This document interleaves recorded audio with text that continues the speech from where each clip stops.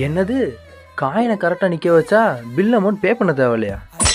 Hello கோக்ஸ்டர்ஸ், welcome back to இன்னொரு குட்டி vlog. இன்றைக்கி நம்ம எங்கே வந்திருக்கோம்னு பார்த்தீங்கன்னா தெப்பக்குளத்தில் இருக்க தி ஹாட் சிக் அப்படின்ற கடைக்கு தாங்க வந்திருக்கோம். இங்கே எல்லா விதமான ஃபாஸ்ட் ஃபுட்டும் கிடைக்கும். ஆனால் நம்ம இங்கே என்ன வாங்கியிருக்கோம்னா பர்கர் தாங்க வாங்கியிருக்கோம். இந்த பர்கரோட நேம் ஏதோ போட்டுருந்துச்சு, ஆனால் நான் மறந்துட்டேன். இந்த பர்கரோட செய்கிற ப்ரொசீஜர் சூப்பராக இருக்குது. நீட் அண்ட் க்ளீனாக பண்ணுறாங்க. அது மட்டும் இல்லாமல் ரீசனபிளான ப்ரைஸ்லேயே இருக்குது. அரௌண்ட் 110 தான் இந்த இது வந்துச்சு. எல்லாத்தோட ப்ரைஸுமே ரீசனபிளாக இருந்துச்சு. சரி, டேஸ்ட் எப்படி இருக்குன்னு பார்த்தா டேஸ்ட்டுமே செம்ம ஃப்ரெஷ்ஷாக டேஸ்டியாக இருந்துச்சுங்க. அது மட்டும் இல்லாமல் அந்த கடைக்கு பின்னாடியே உட்காந்து சாப்பிட்ற மாதிரி ஒரு இடமும் வச்சுருக்காங்க. நீங்கள் அங்கே நிம்மதியாக உட்காந்து சாப்பிட்டு போகலாம்.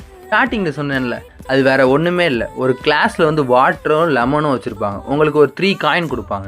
அந்த 3 காயினில் ஏதாவது ஒரு காயினை அந்த லெமன் மேலே வந்து 2 செகண்ட் மட்டும் ஹோல்ட் பண்ணாலே நீங்கள் பே பண்ண பில் அமௌண்ட்டை உங்களுக்கு ரிட்டர்ன் பண்ணிடுவாங்க. நீங்கள் ஃப்ரீயாகவே சாப்பிட்டு போயிடலாம்.